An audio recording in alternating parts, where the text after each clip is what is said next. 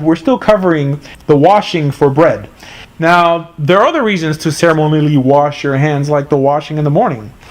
Actually, at least according to Chazal, the washing in the morning, as brought down in the Gemara, does not necessarily have to be done before prayer, at least in any ceremonial sense. And the reason I mention this, because I know the Rambam is makpid on people washing their hands before they say the Amidah during any of the prayers.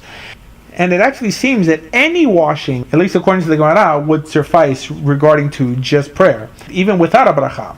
And also the washing that appears in the order of the brachot in the morning can be done when you get to it, like when you get to any other bracha on that list. Because as you know, that the brachot uttered all at once in the synagogues nowadays is a fairly new practice, and in Mishnaic times were only recited when one happened to find the first instance to incorporate that bracha into their day.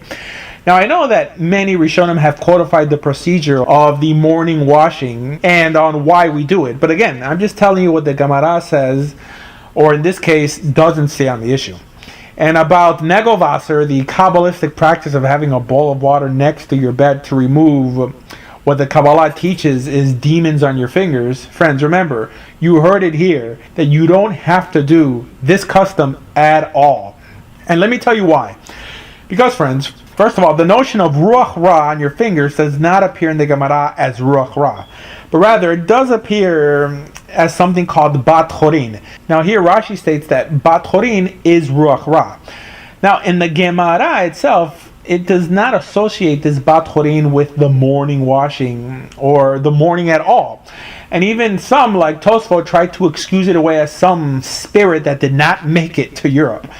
And others, like the Rambam, skipped this whole sugya completely, the whole sugya of Bat Chorin, or even mentioning the notion of shifta. And it really seems that it's an attempt, at least by the Rambam, to save Chazal from ridicule. Not to mention that the Rambam himself did not believe in demons. No, friends, it wasn't until the Zohar was written that this practice of placing a bowl next to your bed so as not to walk Arba Amot before the washing of evil spirits actually took off. Actually, the Zohar went as far as to declare that one who walked more than Arba Amot, right, 4 cubits, would be liable for the death penalty. Pretty heavy, huh?